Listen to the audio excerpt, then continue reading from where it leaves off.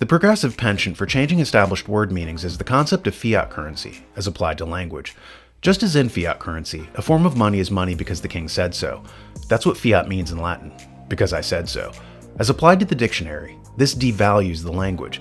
I mean, what's the point of changing the word Latino to Latinx? Would you like to eat a burritex? Perhaps drink a cappuccinex? As used in a sentence, Daniel Natal es muy machex.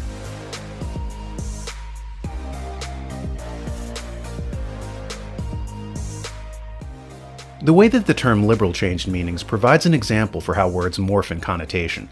A viewer named EngineKid88 wrote me to say, Daniel, you should do a video about how the very definition of liberal no longer means liberal.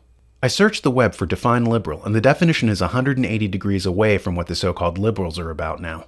1. Willing to accept or respect opinions different from one's own, open to new ideas.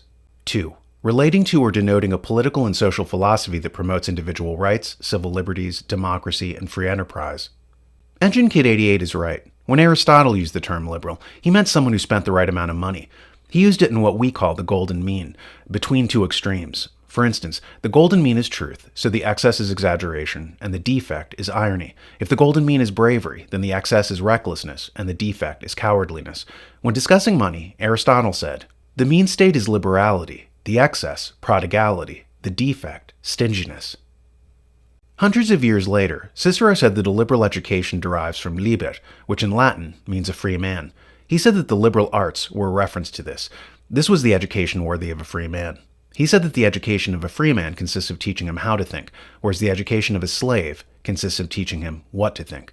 Unfortunately, our education system today is not designed to turn out free men, but slaves, so they're trained in what to think, as Noam Chomsky points out here.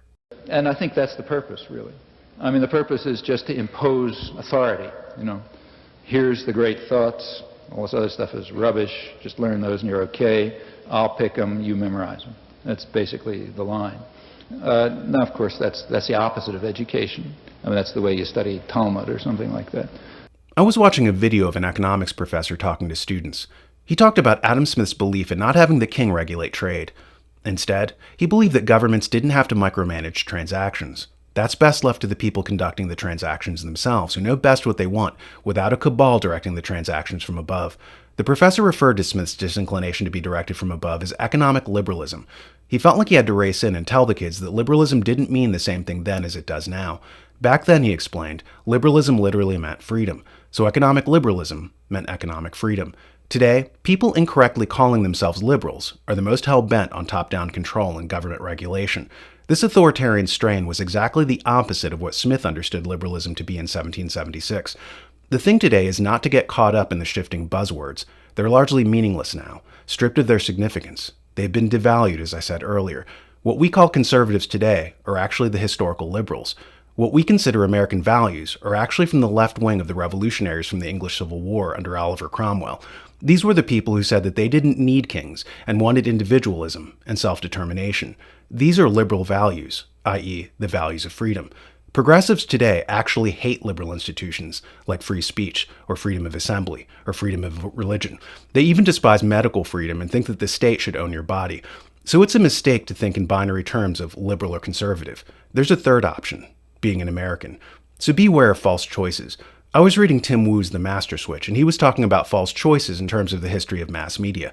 When FM came up in radio, the people who ran the older AM system tried to stop the revolution, so they held out to the public only two choices, AM or the new product called TV.